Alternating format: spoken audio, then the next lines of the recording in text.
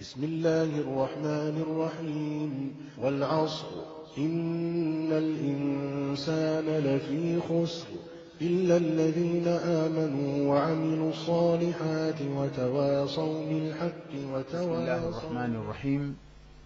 Tunasema asante sana msikilizaji mpendwa kwa kuchukua fursa hii ya kuelimika katika dini ya haki kwenye kipindi hiki cha Ilmu Yenye Manufaa. Ilmu Yenye Manufaa ni kipindi kilichotayarishwa na the QSSEA Production, the Quran and Sunnah Society of East Africa. hakuna masala kama haya. Hakusibu Sheikh Ibn Uthaymeen. Bewa sema Ibn Uthaymeen hakusibu. Ben nani? Bewa tukua kauli ya nani katika masala haya? Kwa hivyo hii ni kuonyesha kwamba ni jambo ambalo la khilafu. Na wako kama alivyosema al-ustadh al-fadhila kama wanazuoni wako na kauli tashika. Wewe ikiwa atakutuita mahizbi, ita mahizbi. Jumaa tutapiga video kwa sababu ya da'wa na mihadhara insha Allah tutaendelea. Liyahdika man halaka ya Uislamu juu ya mchawi ni kuuawa, awe mke au awe mume. Ila tunataja ya kwamba si sheria ya Kiislamu na wala si ruhusa kwa Muislamu yeyote yule, mimi au wewe, kwamba umemjua mtu fulani kwamba ni mchawi kwa njia moja au nyingine, alafu ukachukua hukumu wewe kwamba hukumu yake ni kuuawa, ukanawapanga ukienda kumkatakata. Si sheria ya Kiislamu na wala si ungejua tu maana matatu ya amin. Amin ni kuwa maana ya kwanza. Ibn al-Ambari anasema kwa Ibn Abbas radhiallahu anhu amesema maana ya kwanza watu wakisema amin ina maana kuwa kadhalika yakunu, hivyo ndivyo itakavyokuwa, yani tuwe hivyo. Maana yake ni kuwa ukisema ghairil maghdubi alaihim ihdina siratal mustaqim, kuthibitisha katika njia iliyonyoka. Ghairil maghdubi alaihim sio njia ya wale waliokasirikiwa wala vile, kwa kutaka kufaidika kupata ilmu katika sehemu ambayo utayapata masala haya kwa uzuri. Rudi katika Sharh al-Mumti, wallah utayapata vizuri. Sheikh Uthaymeen ameyaeleza kwa insaf na kwa ilmu kwa yule anayetaka masala haya. Lau hutaki, sema haya ni maukifu yangu mimi, maukifu yangu mimi, hili bwana liona halifai. Wewe mwenzangu kama lafaa sawa, fabiha wa neema, lakini sio unihizibishe mimi kwa sababu ya nini? Ya kwamba naonekana katika moving camera, tena sichezi ngoma, naonekana kwamba nawalingania kusoma. Basi alikwenda kaandika makala akaita hatari nyeusi. Hatari nyeusi, yani kuna hatari ambayo ni nyeusi imetukabili mbele, ya kuwa tutakuja wakati ambao wale ambao leo tawaona kuwa ni wafagiaji na wao ni wenye kusukuma misingi maji ndio watakaokuja kushika kazi kubwa kubwa, na sisi ndio ambao tutashika kazi za kufagia na kusukuma misingi. Na leo ila rajul Umar akamwangalia yule mzee akamwambia, ajiita ilayya tashku uquqa ibnika wa kad aqaqtahu qabla an yu'iqqaka. Sikiza hiyo lugha namna ilivyo. Ambia wewe umekuja kunishtakia uquqa ibnika, mtoto wako akukosea. Uquqa iko qa lakini sahali uquqa ibnika, na wewe kad aqaqtahu. Kuna tofauti uquqa na kitu kingine ni katika mikebe ya vyakula. Ushawahi kwenda mara nyingine unaona mkebe imebonyeka hivi katika vyakula. Imeonekana mikebe ikibonyeka inaleta athari kwenye, kuna ugonjwa fulani inaitwa Clostridium. Na hii Clostridium ni katika magonjwa hatari sana na upatikana sana, mojawapo ya njia inayoletwa na haya vyakula vya mikebe ambavyo vimebonyeka tayari. Kwa hivyo chakula cha mkebe kimebonyeka usikichukue risk. إن الحمد لله نحمده ونستعينه ونستغفره ونعوذ بالله من شرور أنفسنا ومن سيئات أعمالنا. من يهده الله فلا مضل له ومن يضلل فلا هادي له. وأشهد أن لا إله إلا الله وحده لا شريك له، وأشهد أن محمدا عبده ورسوله. يا أيها الذين آمنوا اتقوا الله حق تقاته ولا تموتن إلا وأنتم مسلمون. يا أيها الناس اتقوا ربكم الذي خلقكم من نفس واحدة وخلق منها زوجها وبث منهما رجالا كثيرا ونساء واتقوا الله الذي تساءلون به والأرحام إن الله كان عليكم رقيبا يا أيها الذين آمنوا اتقوا الله وقولوا قولا سديدا يصلح لكم أعمالكم ويغفر لكم ذنوبكم ومن يطع الله ورسوله فقد فاز فوزا عظيما أما بعد فإن أصدق الحديث كتاب الله وخير الهدى هدى محمد صلى الله عليه وسلم وشر الأمور محدثاتها وكل محدثة بدعة وكل بدعة ضلالة وكل ضلالة في النار. السلام عليكم ورحمة الله وبركاته. baada ya kumhimidi Mwenyezi Mungu na kumtakia rehema mtume wake Muhammad sallallahu alaihi wasallam, kwa siku nyingine tena ambayo ni ya mwisho, tuwakaribisha katika muhadhara wetu huu wa leo, au katika siku hii ya mwisho ya mihadhara yetu ambayo tutarajia kwamba ndio itakuwa ni kifunga kwa semina yetu ambayo tulianza siku 3 zilizopita, na tumuomba Mwenyezi Mungu Subhanahu wa Ta'ala kama ambavyo tulivyoanza kwa salama atujalie imalizike mihadhara kama hii au dora kama hii kwa salama, na ndani yake Mwenyezi Mungu Subhanahu wa Ta'ala atupe natija au mkusanyiko kama huu, au jaalie uwe ni mkusanyiko ambao utaleta natija kubwa kwetu sisi.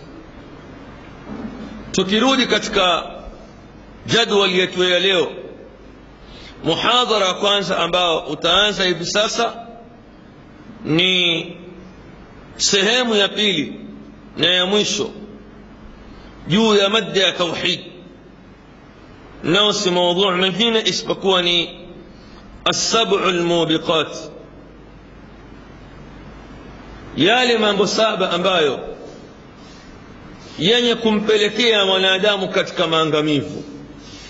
Nafikiri muhadhara ulianza katika siku ya kwanza, na leo insha Allah bila ya kupoteza wakati utaendelea, na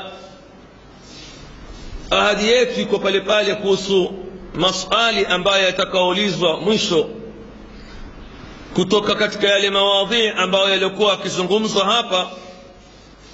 Watu wajiweke tayari na warudie yale ambayo yalikuwa yakizungumzwa na ndugu zetu muhadhirin. Sasa bila ya kupoteza wakati, ni wakati wa al-Ustadh Ahmad aje atuendelezee sehemu ya pili na ya mwisho ya muhadhara ya yale mambo ambayo yenye kuangamiza. Faliyatafaddal mashkura. Assalamu alaykum wa rahmatullahi wa barakatuh. Innal hamdalillah nahmaduhu wa nasta'inuhu wa nastaghfiruh wa na'udhu billahi min shururi anfusina wa sayyiati a'malina. Man yahdihillahu fala mudilla lahu wa man yudlil fala hadiya lahu. وأشهد أن لا إله إلا الله وحده لا شريك له وأشهد أن محمدا عبده ورسوله. يا أيها الناس اتقوا ربكم الذي خلقكم من نفس واحدة وخلق منها زوجها وبث منهما رجالا كثيرا ونساء واتقوا الله الذي تساءلون به والأرحام إن الله كان عليكم رقيبا. يا أيها الذين آمنوا اتقوا الله وقولوا قولا سديدا يصلح لكم أعمالكم ويغفر لكم ذنوبكم ومن يطع الله ورسوله فقد فاز فوزا عظيما. أما بعد، فإن أحسن الحديث كتاب الله وخير الهدي هدي محمد صلى الله عليه وسلم وشر الأمور محدثاتها وكل محدثة بدعة وكل بدعة ضلالة وكل ضلالة في النار.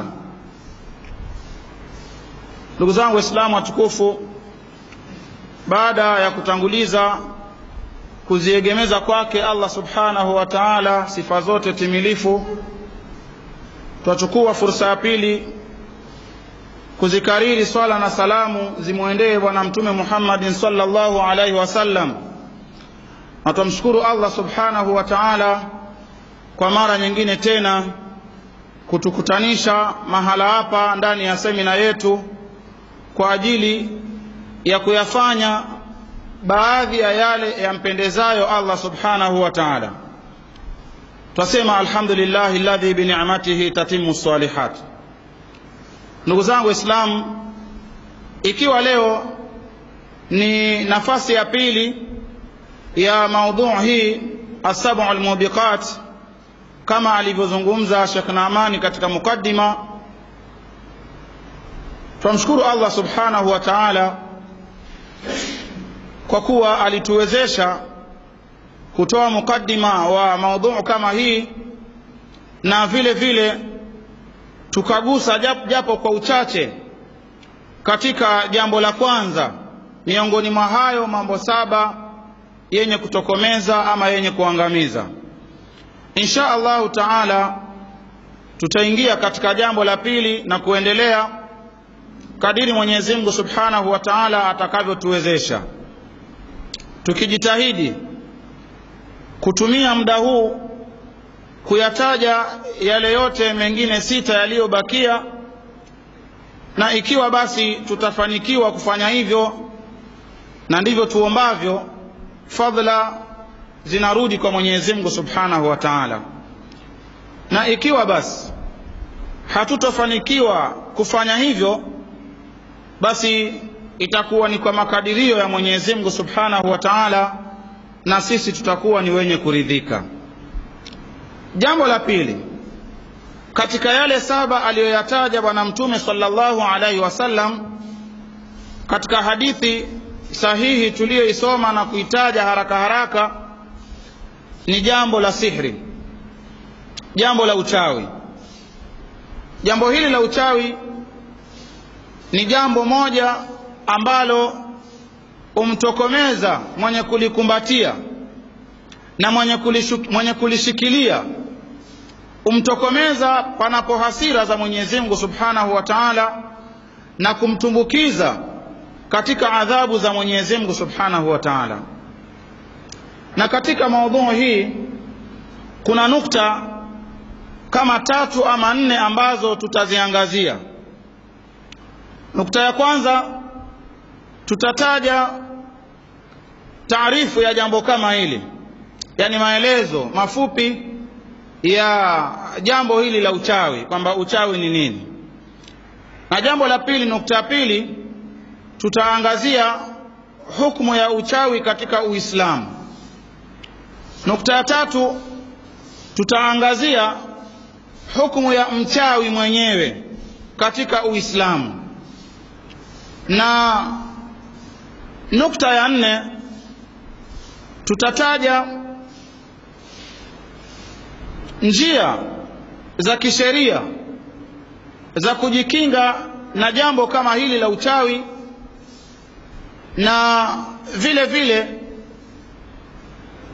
tiba za jambo kama hili la uchawi kwa yule ambaye atakuwa amesibiwa na kupatwa na ashari na uovu kama huu.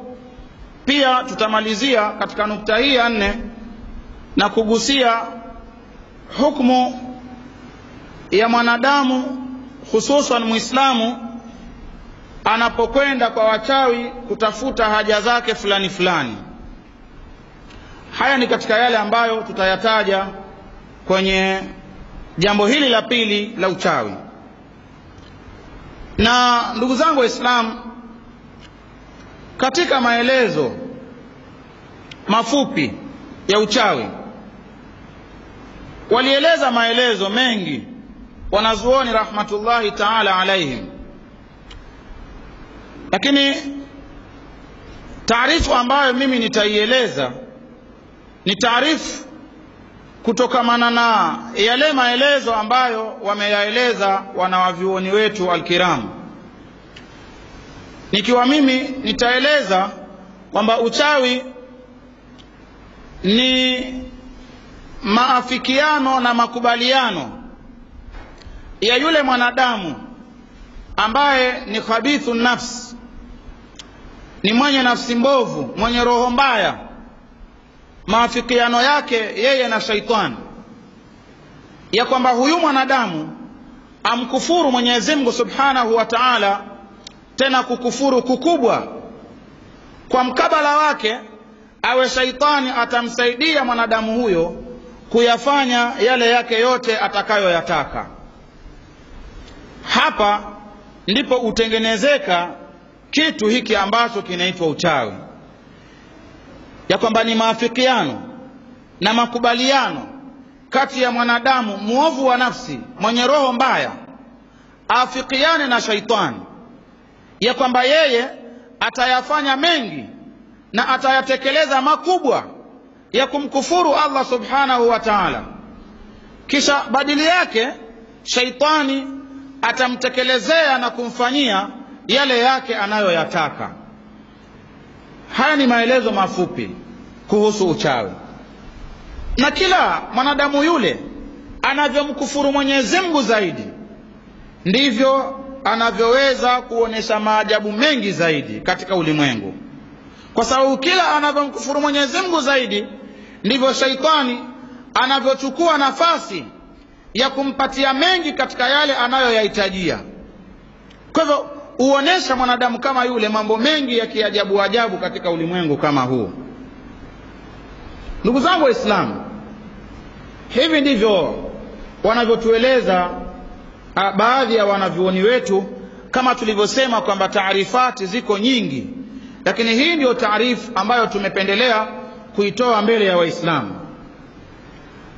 Ndugu zangu Waislamu, uchawi ni jambo ambalo lipo, licha ya kupatikaniwa watu ndani ya safu ya Waislamu wakidai kwamba uchawi ni jambo ambalo halina hakika, kwamba ni jambo tu, ni uvumi tu, kwamba ni fikra tu, ni mawazo tu ya watu yanajengeka kwamba kuna kitu chaitwa uchawi, lakini kitu chenyewe hakika yake hakipo au hakina.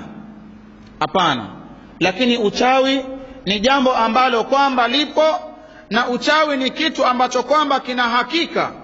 Na wanazuoni alkiram juu ya hili walitoa dalili nyingi sana katika Qur'ani na katika sunna ya Bwana Mtume sallallahu alaihi wasallam. Miongoni mwazo Mwenyezi Mungu Subhanahu wa Ta'ala aliposema katika sura Al-Baqara kwamba wale mashaitan wamekufuru, walakinna shayatina kafaru yuallimuna an-nasa sihra, kwamba wamekufuru hawa mashaitani kwa kuwa wao huwafundisha watu uchawi. So wakasema wanazuoni alkiram ya kwamba lau ingelikuwa uchawi ni jambo ambalo halipo, halina hakika, sasa itakuwaje mashaitani wale wawe wataweza kulifundisha jambo kama lile, na itakuwaje wanadamu wale waweze kujifunza jambo ambalo halipo na jambo ambalo halina hakika? Na kubwa zaidi, itakuwaje kama hao wanadamu basi walijifunza jambo ambalo halipo na mashaitani walilifundisha jambo ambalo halipo, ikawaje Mwenyezi Mungu kulikiri hilo na kulithibitisha na kutunukulia katika Qur'ani tukufu? Kwa hivyo uchawi ni jambo ambalo lipo, na uchawi ni jambo ambalo linayo hakika, na dalili katika Qur'ani na dalili katika sunna ni nyingi. Al-Imam Al-Qurtubi rahimahullahu ta'ala asema, wa madhhabu ahli sunna wal jamaa, na madhhab na mwelekeo wa ahli sunna wal jamaa, anna sihra thabitun, ni kwamba uchawi upo, walahu haqiqatun, na unayo hakika. Wakad ittafaqa ala hadha, na walikubaliana juu ya jambo hili ahlul hilli wal aqdi alladhina yanaqidu bihim al-ijma', wale wanazuoni wakubwa ambao ijma' na maafikiano upatikaniwa kwa kupitia kwao, walikubaliana wote juu ya jambo kama hili kwamba uchawi upo na uchawi unayo hakika. Akasema al-Imam al-Qurtubi rahimahullahu ta'ala, wala ibrata ma'a ittifaqihim lilmukhalifin, na wala hakuna haja kabisa ya kupawa mazingatio baada ya makubaliano yao lile kundi linalokhalifu mfumo na mwelekeo kama huu. Ni kundi ambalo halizingatiwi baada ya wanazuoni hawa kukubaliana juu ya kwamba uchawi upo na unayo hakika. Imamu Nawawi, Mwenyezi Mungu amrehemu, katika kitabu Rawdatut Talibin alitaja kwamba kala baadhi ashabina, baadhi ya watu wetu, jamaa zetu walisema, akikusudia ulamai wa madhhabu al-Imam Shafi'i, asema kala baadhi ashabina, walisema baadhi ya wanazuoni wetu kwamba asihru la hakikata lahu, kwamba uchawi hauna hakika, uchawi ni kitu ambacho hakipo. Wa innama huwa takhyilun, basi ni fikra tu za watu na mawazo tu ya watu na mifananisho tu ya watu katika akili. Watu wanatungatunga, wanabunibuni katika akili kwamba kunao uchawi. Asema al-Imamu Nawawi, wasahih, pamoja na kwamba baadhi ya mashaka zetu walilinena hilo, lakini kauli iliyo sahihi na mwelekeo ulio wasawa, anna sihra lahu hakika, ni kwamba uchawi unayo hakika. Wa bihi qata al-jumhur, na kwa kauli hii ndio walikwenda wakakata kongamano la wanazuoni walio wengi. Wa alayhi ammatul ulama, na juu ya kauli hii ndio wamekwenda wanazuoni wengi, majority ya wanazuoni wamekwenda katika kauli kama hii. Wayadullu alayhi, na kauli hii ndiyo inatolewa dalili, ndiyo inaungwa mkono na kitabu na sunna as-sahiha al-mashhura. Kwa hii ni nukta ya kwanza, na kulingana na kuwa leo ni kikao cha mwisho, hatutakwenda zaidi, bali tunataja tu hizi nikat kwa ufupi. Kwa hivyo nukta ya kwanza tumetaja taarifu, na nukta ya pili tumetaja hili la kwamba uchawi ni kitu ambacho kipo na uchawi ni kitu ambacho kinapatikaniwa hakika yake. Na ndiyo maana pia miongoni mwa adili walizozitoa Mwenyezi Mungu Subhanahu wa Ta'ala, alimuamrisha Mtume sallallahu alaihi wasallam awe ni mwenye kujilinda kwa Mwenyezi Mungu Subhanahu wa Ta'ala, akingwe na kitu kama hiki. Aliposema Allah Jalla wa Ala, wa min sharri naffathati fil uqad, Mwenyezi Mungu Subhanahu wa Ta'ala halikuwa kabisa kumwamrisha mtume wake wala mja wake yeyote yule atake kulindwa kwake na jambo ambalo halipo kamwe. Hilo ni jambo ambalo haliwi kwa Mwenyezi Mungu Subhanahu wa Ta'ala.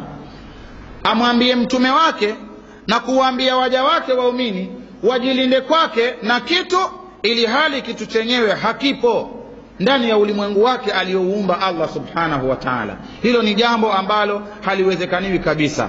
Fadalla dhalika, jambo hilo likaonesha kwamba uchawi upo na uchawi unayo hakika, na uchawi ni kitu kibaya na kinayo madhara. Na ndiyo maana Mwenyezi Mungu Subhanahu wa Ta'ala akamuamrisha mtume wake awe ni mwenye kutaka kulindwa kwake yeye Allah Subhanahu wa Ta'ala na kitu kama hiki. Nukta ya tatu, tutataja kwamba hukumu ya uchawi ni nini katika Uislamu. Ndugu zangu Waislamu, kitu hiki licha ya kwamba kipo, kinapatikaniwa, kinayo hakika, ila katika Uislamu kitu kama hiki kinazingatiwa kwamba ni kufrun. Na ndiyo maana Sheikhul Islam Muhammad ibn Abdul Wahhab alilitaja jambo hili katika Nawaqidul Islam kwamba ni moja katika yale yenye kuubatilisha Uislamu wa mtu na kumtoa katika mviringo wa Uislamu na kumpeleka katika mzunguko wa ukafiri. Kwa hivyo uchawi, ndugu zangu Waislamu, ni kufrun kama wanazuoni wetu walivyotueleza kupitia kwa Qur'ani ya Mwenyezi Mungu Subhanahu wa Ta'ala na vile vile hadithi za Bwana Mtume sallallahu alaihi wasallam. Katika aya ya Bakara Mwenyezi Mungu Subhanahu wa Ta'ala amekwisha sema kwamba wama kafara Suleiman kwamba Nabiyullah Suleiman hakukufuru kabisa, walakin shayatina kafaru, bali mashaitani ndio ambao walikufuru. Yuallimuna an-nasa sihra, na walikufuru vipi? Walikufuru pale walipokuwa wakifundisha watu uchawi. Kwa hivyo uchawi ndugu zangu ni ukafiri, na ndio maana wakazingatiwa hawa wenye kufundisha ya kwamba wamekufuru hawa wenye kufundisha jambo kama lile, na wasingekufuru ila walikuwa wanafundisha jambo ambalo ni kufrun. Ndio maana Mwenyezi Mungu akawatangaza katika Qur'ani kwamba walikuwa wamekufuru. Mwenyezi Mungu Subhanahu wa Ta'ala pia akasema kuhusu wale malaika walioleta mtihani kama huu kwa idhini yake Allah Subhanahu wa Ta'ala, kwamba walikuwa wakimwambia na kumwarifu kila ambaye watampatia mtihani huu kwamba huu ni mtihani bwana, fala takfuru, usije ukakufuru, chunga usije ukakufuru. Bimaana huu ni mtihani, mtihani huu umeletwa ya kwamba msiukurubie mtihani kama huu, msikurubie jambo kama hili. Kwa hivyo chungeni msije mkakufuru kwa kulitenda na kulikurubia jambo kama hili. Na hivi ndivyo afanyavyo Allah Subhanahu wa Ta'ala kwa hikima zake. Umba vingi na akawaonya wanadamu wasivikurubie. Iblis la'natullahi alayhi, Mwenyezi Mungu alimuumba pia, na Mwenyezi Mungu akaonya wanadamu wasifuate nyayo zake. Na viko vingi tu ambavyo Mwenyezi Mungu aliviumba na akawaonya Waislamu wasivifuate. Kwa hivyo si ajabu ya kwamba Mwenyezi Mungu aliwaleta hawa malaika wawili kuja kulibaza na kuja kulieneza na kuja kulionyesha na kulifunza jambo kama hili, ili liwe ni mtihani kwa wanadamu. Jambo hili limekuwa si kihoja, limekuwa si kihoja. Kwa hivyo kwa wale waliotumwa kuja kulifunza jambo hili ili liwe ni mtihani, wamekuwa ni watiifu kwa Mwenyezi Mungu Subhanahu wa Ta'ala, kwa sababu wametumikia amri ya Allah Subhanahu wa Ta'ala. Na wale ambao watavunja ilionyo ambalo wale malaika wawili walionya kwamba fala takfur, na walifanya jambo lile, walikurubie ima kwa kulifanyia kazi au kwa kujifundisha au kwa kulifundisha, basi waja kama wale na watu kama wale watakuwa wameingia katika kufuru, ndugu zangu Waislamu, kama walivyoonya wale malaika kwamba fala takfur, usije ukakufuru. Bimaana musije mkayafanya haya, ni mtihani kwenu. Tumeletwa ili kuja kuwaonya, tuwaoneshe haya, lakini msiyafanyie kazi.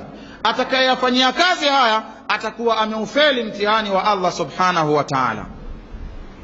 Pia Mwenyezi Mungu Subhanahu wa Ta'ala akaonya kule mwisho kwamba walaqad alimu laman ishtarahu ma lahu fil akhirati min khalaq, ya kwamba hao wanadamu walikushajua tangu zamani ya kwamba yeyote atakayejichagulia jambo hili la uchawi akajifunza na akaliridhia katika moyo wake, ma lahu fil akhirati min khalaq, kwamba mja huyu atakuwa hana fungu, hana sehemu yoyote ya yaliyomema mbele ya Allah Subhanahu wa Ta'ala.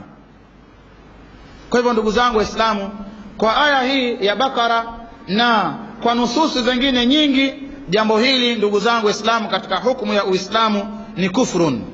Jambo la uchawi ndugu zangu ni kufrun, na kwa kuwa ni kufrun, yeyote ambaye ataliambata jambo hili, yeyote ambaye atashikana na hili na kujichagulia hili, ima kwa kulifanyia kazi ama kwa kulifundisha au kwa kujifundisha, basi atakuwa ametoka katika Uislamu. Ndugu zangu Waislamu, atakuwa ameshaingia katika mviringo wa kufru, hata afanye jema lipi ndugu zangu Waislamu, mpaka tulitaje na hili ya kwamba hata akafanya mema yapi, basi mja huyu atakuwa yuko nje ya Uislamu.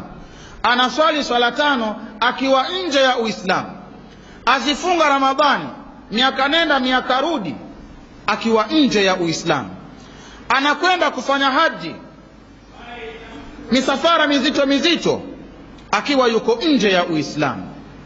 Kwa hivyo ndugu zangu Waislamu, jambo hili ni jambo la kuogofya sana, ni jambo la kutisha sana ndugu zangu Waislamu, hususan ikiwa watapatikaniwa katika jamii ya Kiislamu watu ambao watakuwa bado wameganda katika jambo kama hili, watu ambao watakuwa wameshikana na jambo kama hili. Na ndugu zangu, kwa masikitiko makubwa, hii ndiyo sifa iliyopo katika ulimwengu wetu wa Kiislamu. Waislamu ndio ulimbikiziwa sifa hii ya uchawi. Leo kuna sehemu ambazo hakuna Uislamu zinatambua hakika kwamba Waislamu ndio wachawi,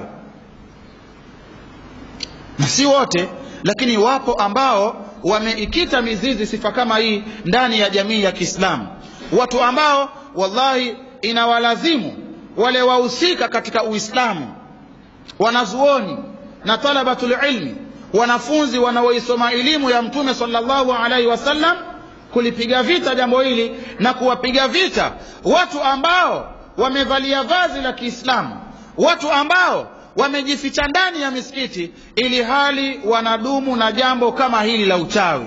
Ni watu ambao wanastahili na wanastahiki kupigwa vita kinaga ubaga, wapigwe vita kisirisiri na wazi wazi. Kwa hivyo hii ni hukumu ya Uislamu kuhusu hili jambo la uchawi. Ama hukumu ya mchawi katika Uislamu, basi hukumu yake ndugu zangu Waislamu ni kuuawa. Hukumu ya Uislamu juu ya mchawi basi ni kuuawa, kama vile ambavyo maswahaba ridwanullahi ta'ala alaihim wanatueleza. Sahaba radiyallahu anhu al-Ambari Bijala au Bujala asimulia kwamba sisi tulijiwa na maandiko au na barua ya Umar ibn al-Khattab radiyallahu anhu akiamrisha ya kwamba tumuue kila aliye mchawi.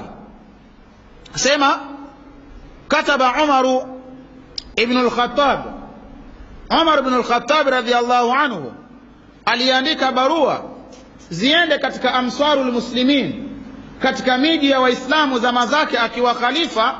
Barua ile akiamrisha Umar ibn al-Khattab aniqtulu, kwamba muueni kulla sahirin wa sahiratin, kila aliyemchawi mwanamume au mwanamke. Hadithi ikimalizia ikieleza kwamba fakatalna thalatha sawahira, tukafanikiwa sisi kuwaua wachawi 3 wanawake. Baada ya amri ya Umar kuja, tukafanikiwa kuwaua wachawi wanawake 3. Kwa hivyo hukumu ya Uislamu juu ya mchawi ni kuuawa, awe mke au awe mume, ila tunataja ya kwamba si sheria ya Kiislamu na wala si ruksa kwa Muislamu yeyote yule, mimi au wewe, kwamba umemjua mtu fulani kwamba ni mchawi kwa njia moja au nyingine, alafu ukachukua hukumu wewe kwamba hukumu yake ni kuuawa, ukanawapanga ukienda kumkatakata. Si sheria ya Kiislamu na wala si hukumu ya Kiislamu. Lakini jambo hili limeachiwa kiongozi wa Waislamu endapo atakuwa yuko. Limeachiwa kiongozi wa Waislamu katika ardhi ya Mwenyezi Mungu Subhanahu wa Ta'ala endapo zitakuwa ni zama ambazo Waislamu wako na kiongozi. Lakini si kwamba ni jukumu la kila Muislamu akimjua kwa njia moja au nyingine kwamba fulani ni mchawi, basi aende kummiminia risasi au amkatekate mapanga. Ili haliko katika sheria ya Kiislamu, haliko katika sheria ya Kiislamu. Lakini tunaona maswahaba wa sallam hawa waliwaua wachawi baada ya amri ya khalifa Umar ibn al-Khattab radhiyallahu anhu, na wala hawakulifanya hilo kwa maamuzi yao, bali ni maamuzi na amri ya khalifatu almuslimina Umar ibn al-Khattab radhiyallahu anhu. Na kwa hadithi hii tutaona kwamba hakuna maana katika ile tofauti ya kwamba wako baadhi ya wanazuoni kama vile An-Nu'man Abu Hanifa radhiyallahu rahimahullahu ta'ala asema al-Imamu Abu Hanifa ya kwamba mchawi mwanamume ndiye anayeuliwa, lakini mchawi mwanamke hauliwi. Yeye akatofautisha kwamba auawe mchawi mwanamume, lakini mchawi mwanamke hauliwi, hukumu yake si kuuawa. Sasa tofauti kama hii haizingatiwi baada ya kitabu cha Umar, yani barua ya Umar kwenda katika amsar almuslimin ikiamrisha kwamba auawe kulla sahirin wa sahiratin, kila mchawi awe mwanamume au awe mwanamke. Kwa baada ya kauli hii haizingatiwi tofauti kama hii ya kwamba eti mchawi mwanamke hukumu yake si kuuawa. Pia kuna tofauti nyingine, na hii pia haizingatiwi, ya kwamba eti wanaouawa ni wale wachawi ambao wanajinasibisha na Uislamu, wamejivalisha vazi la Uislamu, wamejificha katika safu ya Waislamu. Lakini wale wachawi ambao ima ni katika dini ya Kikristo au Uyahudi au dini nyingine, kwamba wale labda hawauawi, wale wanaouawa ni Waislamu peke yake. Tofauti kama hii vile vile haiwi ni yenye kuzingatiwa baada ya kitabu cha Umar radhiallahu anhu alipoamrisha ya kwamba auliwe kila mchawi awe mwanamume au awe mwanamke. Kwa hivyo hii kila mchawi imekusanya dini zote, imekusanya aina zote za wachawi, si dini pasina dini nyingine, si jinsia pasina jinsia nyingine, bali ni kila mchawi katika Uislamu hukumu yake ni kuuawa. Ila nikikariri ni kwamba si nafasi iliyotolewa kwa kila Muislamu ya kwamba akimjua mchawi kwa njia moja au nyingine kwamba achukue jukumu la kumalizana naye, si sheria. Lakini hukumu hii ni hukumu ambayo imeachiwa kiongozi wa Waislamu endapo Waislamu watakuwa wako katika zama ambazo wanaye kiongozi, kama vile hukumu zingine za hudud alivyoatiwa kiongozi endapo Waislamu watakuwa zama ambazo watakuwa wanaye kiongozi. Jambo lingine tutataja hukumu, talitanguliza hili, ila Muislamu kuenda kwa wachawi kutafuta haja fulani fulani, kutafuta usaidizi fulani fulani, kwa sababu wako katika Waislamu ambao ni dhuafu iman, madhaifu wa imani, dhuafau al-aqida, wenye itikadi dhaifu bali wenye itikadi mbovu hupatikana katika Waislamu, ambao wanalizingatia hili la kwenda kwa makuhani na wachawi kwamba ni jambo la kutafuta kujisaidia, ni jambo la kutafuta kujisaidia, na kwamba Mwenyezi Mungu alituruhusu sisi tujisaidie na yeye ndipo atatusaidia. Wako katika uswahili huu wetu, uswahilini, katika miambao hii yetu, wako ambao wanalinena hili na kulitangaza ya kwamba Mwenyezi Mungu alituambia sisi tujisaidie ndipo naye atatusaidia. Kwa hivyo tusikae tu, lazima tuende mbio. Kwenda mbio kwenyewe wakalikusudia ni hili la kwenda kwa makuhani, kwenda kujitazamia na kuchugulia ramli, na hatimaye kutafuta usaidizi kwa watu wale kupitia majini na mashaitani, wakazingatia kwamba hili ndiko kujisaidia, na Mwenyezi Mungu alituruhusu kwamba tujisaidie. Ndugu zangu Waislamu, Mtume sallallahu alaihi wasallam alipoulizwa kuhusu waganga hawa, katika hadithi aliyoipokea mama Aisha radhiallahu anha asema, suila Rasulullah sallallahu alaihi wasallam, aliulizwa Mtume sallallahu alaihi wasallam anil kuhan, faqala lahum Rasulullah sallallahu alaihi wasallam, Mtume akawajibu watu akawaambia, laisu bishai'in, hao si chochote. Akasema Mtume sallam kwamba laisu bishai'in, hao makuhani waganga wale tunaowaita waganga, manake tukisema waganga katika baadhi ya sehemu za ardhi hii moja kwa moja ufahamika kwamba ni mtabibu na daktari, lakini kwetu huku tukisema mganga nafikiri huwa tumefahamikiana vizuri sana tukimtaja mganga katika Mombasa hii. Kwa Mtume sallam akasema kwamba laisu bishai'in, hao si chochote. Sasa la ajabu, watu hawa wamekuwa ni chochote, bali wamekuwa wamepawa sehemu kubwa sana katika jamii ya Kiislamu, kiasi ambacho Waislamu huwaunga mkono, kiasi ambacho Waislamu huambatana nao bega kwa bega, wakasafiri pamoja wakiamiliana, hususan katika amali za kishaitani kama hizi, kwamba Muislamu likimpata moja kwa moja ukimbilia kule, kwanza akachungulie, akishachungulia ramli ile akaambiwa kuna kadha, basi siku hizi zama za teknolojia wameendelea, wanaita ramli kwamba ni x-ray, wanaita ramli kwamba ni x-ray. Kwa hiyo akishafanywa x-ray yakaonekana matatizo yako wapi, basi utaka kusaidiika kwamba sasa nifanyeje. Uliza kwamba nifanyeje. Akisema nifanyeje, basi uambiwa kwamba wewe nenda ukatafute kadhaa wa kadhaa wa kadhaa. Akatajua vitu wakati mwingine vya kutisha, akaambiwa labda akalete vichwa 7 vya nyoka kobra, alete vichwa 7 vya kobra. Sasa huyo mtu atakwenda kumpata wapi kobra amkate kichwa na wapili mpaka wa 7? Lakini nini, wallahi huwa ni utapeli, huwa ni ujanja. Yule mganga huwa anavyo pale vile vichwa, anajua akikutajia wewe utashindwa, utakwenda kuvipata wapi, utajikuna kichwa, na mwishowe atakwambia kama huna mimi nitakusaidia. Yeye anavyo pale ndani, anavyo pale ndani. Kwa hivyo ndugu zangu, mambo kama haya hatuko katika kuyasherehesha hayo, lakini twalitaja hili jambo la hawa watu ambao Mtume sallallahu alaihi wasallam amesema kwamba si chochote, lakini katika ulimwengu wa Kiislamu leo, hasa katika maeneo yetu, wamepewa sehemu kubwa sana, kiasi ambacho hata yule ambaye amejizatiti anaujua uovu wa wale wala hawakurubii, lakini bado ana tembe za uoga, anawaogopa. Bado anazo tembe za uoga fulani, anawaogopa watu kama wale.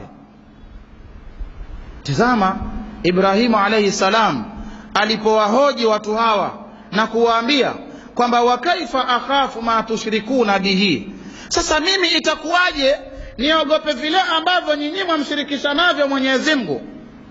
Wala takhafuna annakum ashraktum billah, na wala nyinyi hamuogopi kabisa la kwamba nyinyi mumemshirikisha Mwenyezi Mungu subhanahu wa ta'ala. Ayul fariqain ahqqu bil amni in kuntum ta'lamun, ni pote lipi kati ya mimi na nyinyi ambalo lina haki ya kuwa na amani katika maisha, endapo nyinyi mnajua. Tutazama hoja ambazo viigizo vyetu, vielelezo wetu, mitume wa Allah subhanahu wa ta'ala, hususan Nabiyullah Ibrahim, anawahoji watu wake, anawapatia hoja nzito ya kwamba mimi katu si wa kuviogopa hivyo mnavyomshirikisha navyo Mwenyezi Mungu, lakini ilikuwa inatakikaniwa nyinyi ndio mumuogope Allah subhanahu wa ta'ala kwa kuwa mumemshirikisha. Hii ni hoja ambayo Ibrahim Mwenyezi Mungu alimpa kuwahoji watu wake. Sasa hoja kama hizi tunatakiwa sisi tuchukue, tuzitumie. Lakini leo utampata Muislamu hata yule ambaye haendi kwa waganga kama wale na wachawi kama wale, lakini anawaogopa. Leo atasikia kwamba mzee fulani anasema kadhaa, basi yeye wallahi ni ulimwengu wa maajabu tulionao. Leo utaona hata mashekhe yani uogopa kuyataja mambo kama haya katika manabir, kwenye misikiti, kwenye hutuba za Ijumaa na kwenye durus. Uogopa kuyataja haya kwa sababu kuna mzee fulani kando ya msikiti atasikia habari hizi, na huyo ndiye mwenyewe katika masala haya, na huyo huenda labda ana hofu Muislamu bado, na pengine ni msomi, la kusikitisha ya kwamba ana hofu kwamba lau atamuudhi yule mzee kwa kuzungumza lile na lile ambayo yule mzee anayo katika maovu, basi yeye usiku huenda hata lala. Analihofu hilo. Kwa hivyo ndugu zangu Waislamu, watu hawa Mtume sallallahu alaihi wasallam amesema kwamba si chochote wala si lolote. Kwa hivyo ni sisi ndugu zangu Waislamu tusiwe na uoga hata kidogo ya kuwaogopa watu kama hawa. Tukite kama alivyokita, tuwe na msimamo mmoja kama alivyokuwa na msimamo mmoja Nabiyullah Ibrahim, kiigizo chetu, kama alivyotuamrisha Allah subhanahu wa ta'ala, ya kwamba tumekuwa na mfano mzuri kwake na kwa wafuasi wake. Hata mtume wetu sallallahu alaihi wasallam akaambiwa katika mwisho wa surati An-Nahl kwamba wa auhaina ilaika anittabi' millata Ibrahim, kwamba tulikufunulia ewe mtume Muhammad, tukakuteremshia wahi ya kwamba ifuate mila ya Nabii Ibrahim alayhi salam. Kwa hivyo ndugu zangu Waislamu, jambo hili la kuwaendea watu hawa ni jambo baya sana na ni jambo ovu sana. Mtume sallallahu alaihi wasallam asema katika hadithi iliyo sahihi kwamba man ata arrafan, yeyote ambaye atamwendea mganga.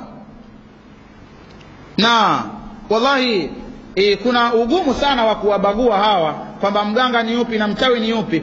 Wote huwa ni hao hao, wote huwa ni hao hao, wanatumia majini. na yule mganga ambaye utumia majini kuagulia, likimfika la kumfika uwatumia majini wale kupeleka madhara mahala pengine. Kwa hivyo yule ndiye huyo na yule ndiye yule. Kwa hivyo kuna kuwa na uzito kuwabagua. Lidhalika twawaita waganga na mara twawaita wachawi hao. Hata Mtume sallam asema man ata arrafan, yeyote atakayewaendea wachawi, atakayemwendea mchawi, mganga, mpigaji ramli, fasaalahu an shay'in, akamuuliza kuhusu lolote lile, falam tuqbal lahu au falam yuqbal lahu 40 salatan, hatakubaliwa mtu huyu falam tuqbal lahu salatun 40 yawman, hatakubaliwa swala yoyote ile ya sunna wala ya faradhi kwa muda wa siku 40. Atakuwa mja yule anaposwali, endapo atakuwa anaswali, basi swala zake siku 40 zitakuwa hazendi. Na maana yake si kwamba zitakuwa hazendi basi atafute mahala akae asiswali. Akitafuta mahala akikaa asiswali, hiyo itakuwa ni kesi nyingine mbele ya Mwenyezi Mungu Subhanahu wa Ta'ala, ya kwamba kwa nini aliwacha swala kwa muda wa siku kama zile. Itakuwa ni kesi nyingine.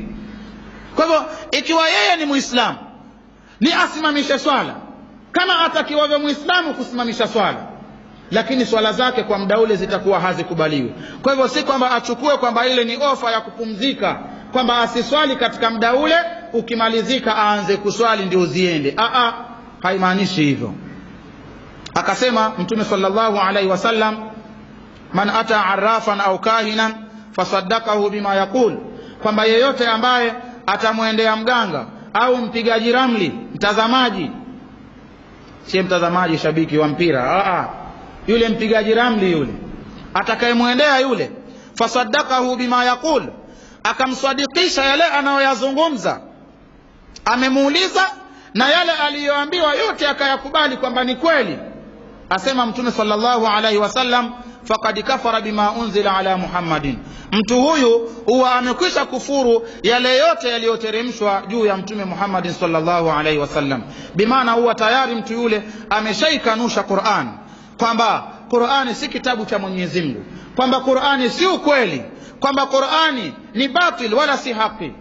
Atakayelifanya hili la kuwaendea kisha yale atakayoambiwa ayameze yote kwamba ni ukweli na ndivyo ilivyo, atakuwa tayari ameshatoka katika mviringo wa Uislamu. Mtume sallallahu alaihi wasallam pia anasema kwamba laisa minna man takahana au tukuhina lahu au tatayara au tutuyira lahu au tasahara au tusuhira lahu au kama qala sallallahu alaihi wasallam alhadith, kwamba si katika sisi yeyote ambaye atapigiwa ramli au atapiga ramli. Huyo Mtume sallallahu alaihi wasallam anasema kwamba si katika sisi.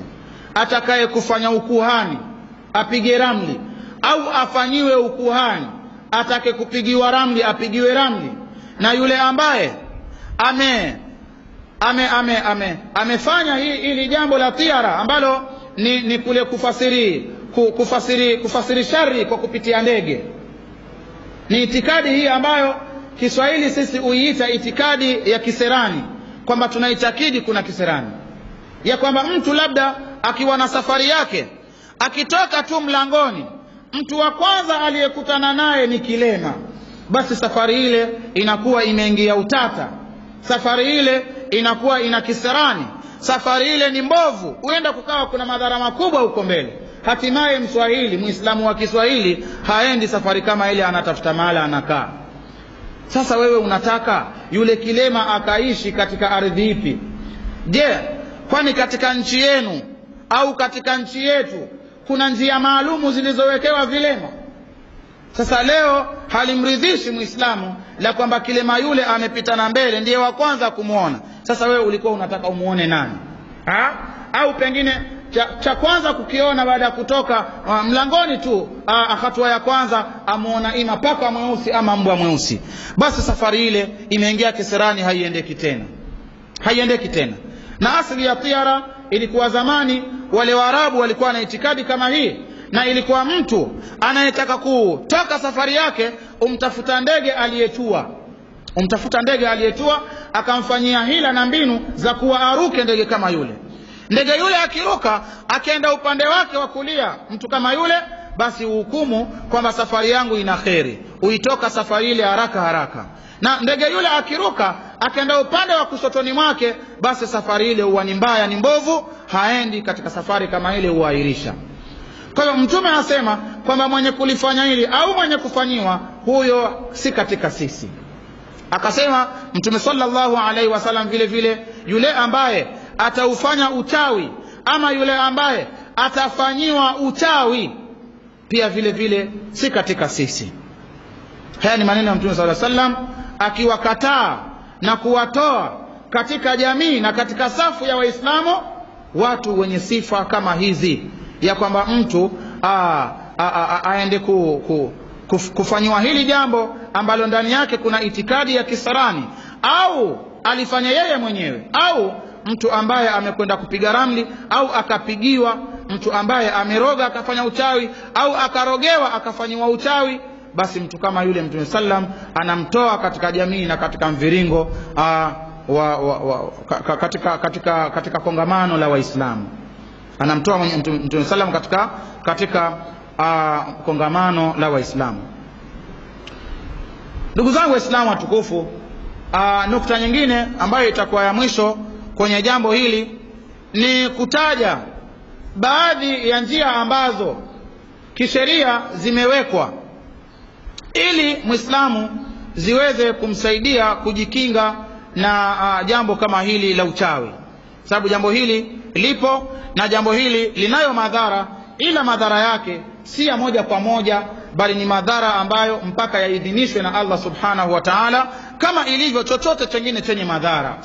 Kama ilivyo chochote chengine chenye madhara, kama vile ambavyo Nabiullah Ibrahim alayhi salam alipotupwa kwenye moto, moto unayo madhara, na moto maumbile yake ni ya kuunguza, lakini kuunguza kwake, pamoja na hivyo, katika imani yetu sisi Waislamu ni kwamba kuunguza kwake ni Mwenyezi Mungu subhanahu wa ta'ala awe atauachilia ubaki katika maumbile yake ya kuunguza, ndipo utaunguza. Lakini endapo Mwenyezi Mungu atataka usiunguze, basi moto ule hautaunguza, kama ambavyo haukumuunguza Nabiullah Ibrahim alayhi salam.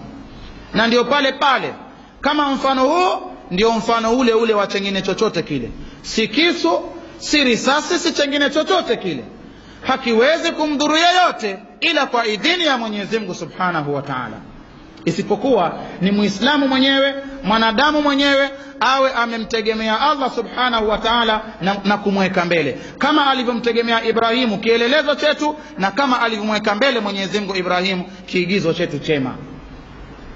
Ibn Abbas radhiyallahu anhu asema kwamba Ibrahim alayhi salam alipotupwa katika moto ule alitamka maneno, akasema hasbunallahu wa ni'mal wakil, kwamba anatutosha sisi Mwenyezi Mungu. Mwenyezi Mungu peke yake ametutosheleza sisi, wa ni'mal wakil, na ndiye mwema wa kutegemewa Allah subhanahu wa ta'ala. Alitamka maneno haya mafupi tu peke yake, na ndipo pale kweli Mwenyezi Mungu akamtosheleza. Na neno hili wallahi Muislamu yeyote yule atakayelitamka kwa imani na yakini litafanya kazi kwa uwezo wa Mwenyezi Mungu subhanahu wa ta'ala, kama lilivyofanya kazi kwa Nabii Allah Ibrahim alayhi salam.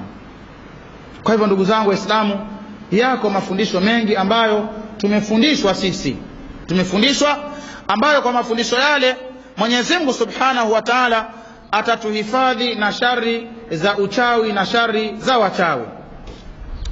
Miongoni mwa mafundisho hayo, tukitaja haraka haraka ndugu zangu Waislamu, ni kujitahidi kusimamisha zile wajibati zote, kila ambalo ni la wajibu kwa Muislamu kulitenda, basi Muislamu ajitahidi kulitenda jambo kama lile. Si kuwa Muislamu anataka yeye Mwenyezi Mungu amfanyie yale yake, amwepushie waovu, amlinde na waovu, lakini kuna yale ya wajibu kadha wa kadha Muislamu yule anakuwa hayatekelezi, likiwemo la kutekeleza swala ya jamaa. Ndugu zangu Waislamu, ama la kutekeleza swala, Muislamu anaweza akalitekeleza hilo, lakini swala ya jamaa ndugu zangu Waislamu, ambalo ni jambo la wajibu na ni jambo la lazima, lakini utakuta ni wengi katika Waislamu wao huwa hawazihudhurii swala za jamaa, na ni jambo la kusikitisha. Na kwa kutohudhuria swala za jamaa ni jambo ambalo umfanya huyu mwanadamu akawa katika hifadhi yake na katika ulinzi wake kuna kasoro, kuna mapengo ambayo yeyote mwenye shari, mashaitani pamoja na wasaidizi wao na washirika wao kama hawa wachawi tuliowataja na wengineo upata mwanya wa kupenya kumshambulia Muislamu. Kwa hivyo kuzitekeleza hizi wajibati na vile vile kujikurubisha kwa Mwenyezi Mungu kwa kufanya zile nawafil, ibada ambazo si za faradhi, baada ya kumaliza kuzaa Mtume sallallahu alaihi wasallam kwa kusoma aya hii kila baada ya swala faradhi, akasema sallallahu alaihi wasallam kwamba mwenye kuisoma sura hii baada ya swala ya faradhi, basi itakuwa hakukubakia baina yake yeye na kuingia peponi isipokuwa kizuizi ni kifo peke yake. Bimaana lau atakufa mja yule katika hali ile, moja kwa moja na awe ni Muislamu kweli, anakwenda katika pepo ya Allah subhanahu wa ta'ala. Kwa hivyo Ayatul Kursi inasoma kila baada ya swala ya faradhi. Ayatul Kursi ni katika adhkari za kila asubuhi na jioni.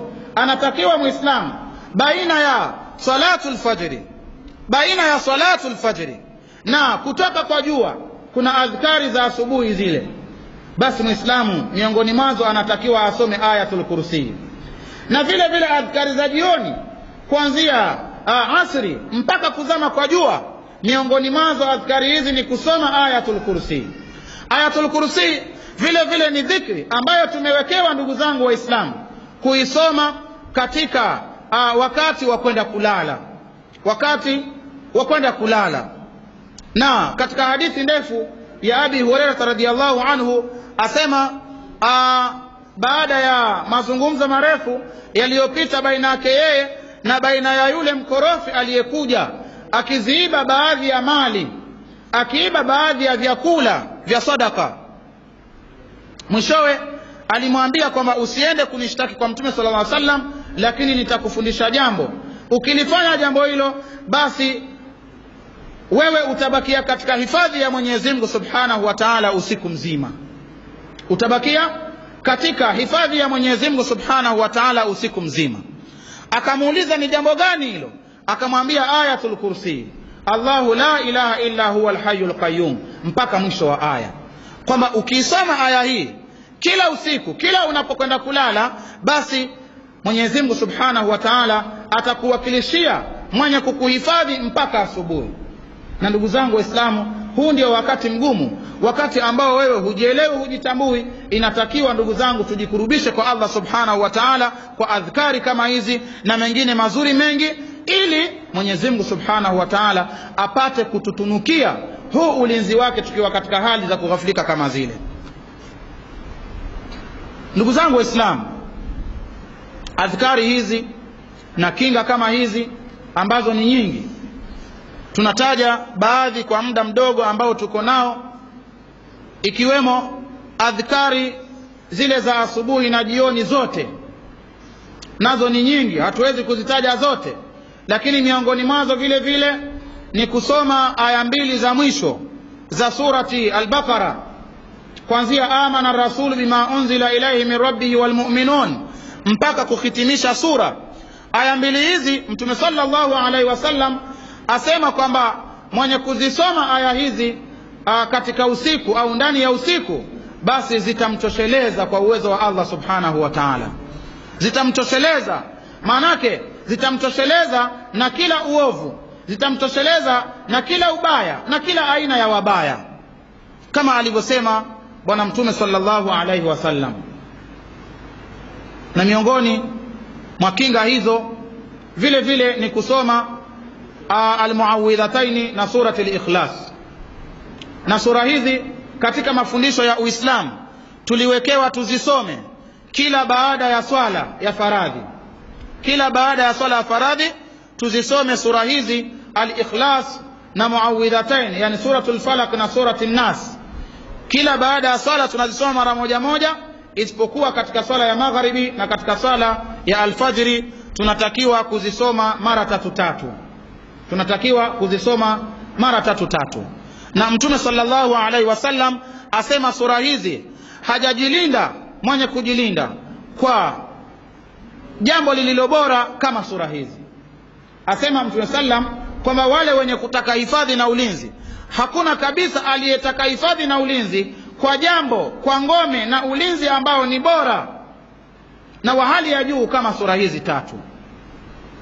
Ndugu zangu Waislamu watukufu, muda wangu umeniishia na nitakomea hapa, nikimwomba Allah subhanahu wa ta'ala atunufaishe kwa yale yote ambayo tumesikilizishana katika muda huu mfupi.